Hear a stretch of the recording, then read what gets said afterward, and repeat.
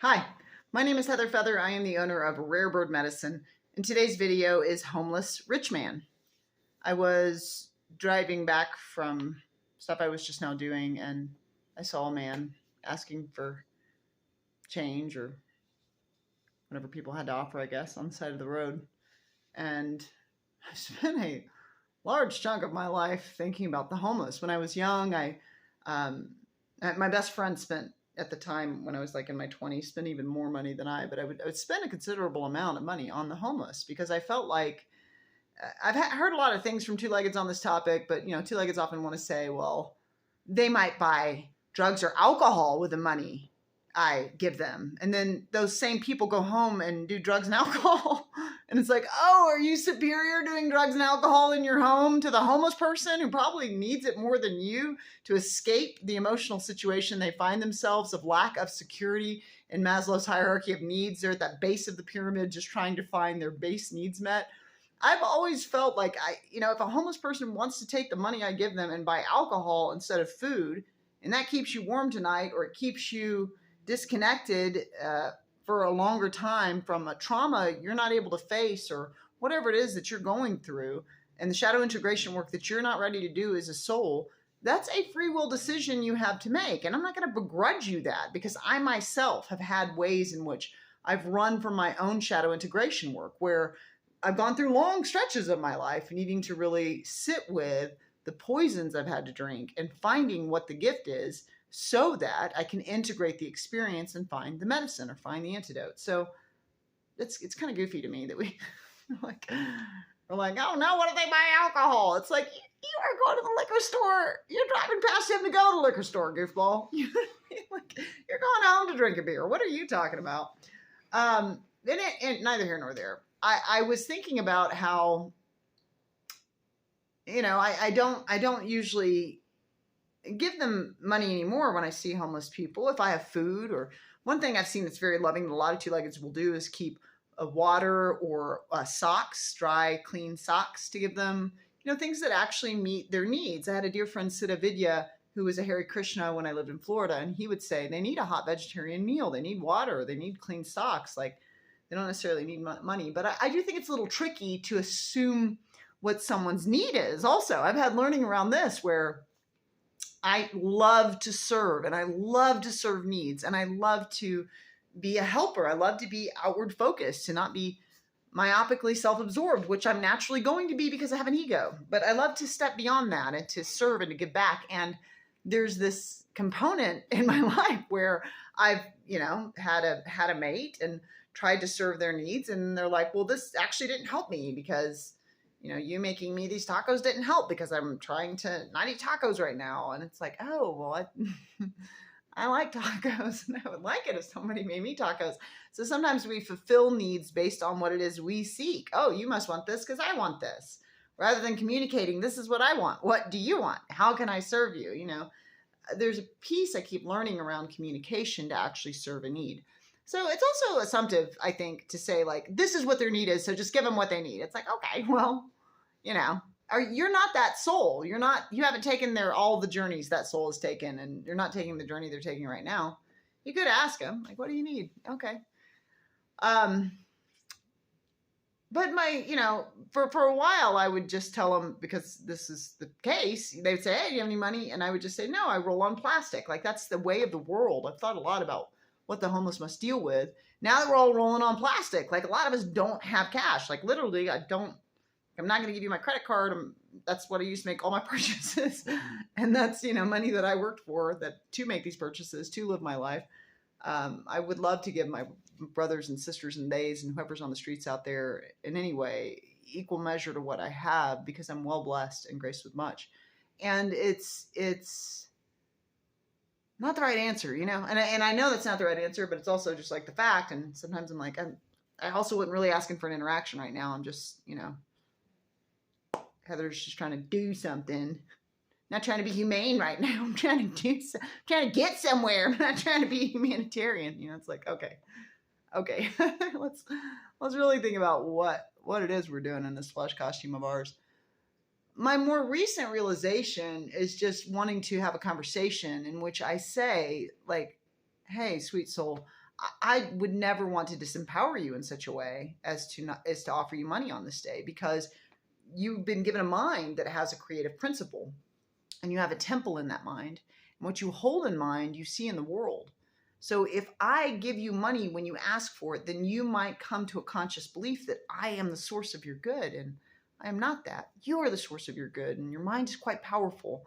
And, I have found great abundance and prosperity come into my life the more I turn my attention towards gratitude for what it is I have. And so I do hold high consciousness that you have much to be grateful for, and I can hold that awareness with you. I can be an echo in the mind of the web of life with you for more of your good. And the greatest thing I can give you today is to know your creative power. It's as if there are all these children, because everywhere I go, I see homeless people. And some of them are doing far better than the rich man. You know what I mean? Like, you can have all the baubles and coins in the world. Ooh, I collected all these baubles and coins. And you can be like one of the most stressed, least happy people out there, because you got to constantly chase that paper, and you're not going to take the money with you when you die. I always say, like, oh, are you going to have them cover you in your grave with your golden coin and your BMW? Or you want them to park your BMW on top of you when you're dead? Is that what you're trying to stack stuff on top of you like an Egyptian tomb over here? I'm studying Egyptian shamanism right now with my beloved friends, and it's like, is that what you do? You're trying to make an Egyptian tomb situation? But there are many people that are very wealthy, and they're spiritually devoid, and they're spiritually defunct, and they may look successful to society's eyes of what is the prize to obtain in the paradigm of a life, but they're not doing the work. And if you believe in some kind of spirit, Allah, Brahmin, whatever that is, God, goddess, divinity, if you believe in some semblance of divinity, did you think divinity's like, I really hope they go down there and get a high-paying job. I hope they stack those nickels to heaven and give me some. Like, what did you think? What do you think we're doing down here? You know what I mean? So it's not about the money or not. It's not about the race or not. It's not about the gender or not. It's not about the sexuality or not. It's about the content of the character. It's about the evolution of your soul. It's about who you're being as an entity. And there are those that are very wealthy, and they are far beyond anything I will be in this lifetime. They are tremendous givers. They are very evolved in the way that they're giving. They're very intentional about making shifts with Pachamama, Sacred Mother Earth's belly, being environmental, being a steward in a much larger way than Heather Feather is doing on this given day or any day up until this one. You know what I mean? So truly with every title, because we're in a duality, there's some both andness. There's both sides of the coin on it. And there are many wealthy people I've met in my life that are my teachers of what it means to be a steward of that blessing, of that harvest, of that corn, of that manna from heaven, of that gift that gives you certain freedom. Sure, there are graces that come with it. But I was thinking about, this homeless person. I thought how strange it is that we have all these homeless people everywhere, all over the globe, and they have a golden temple within themselves. We all have a golden temple.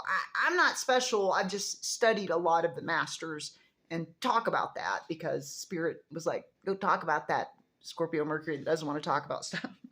So no, I'm just doing the work that I'm guided to do. I think that we all have this golden temple within, a golden throne that you can sit upon. And you can go sit on your golden throne, and you can claim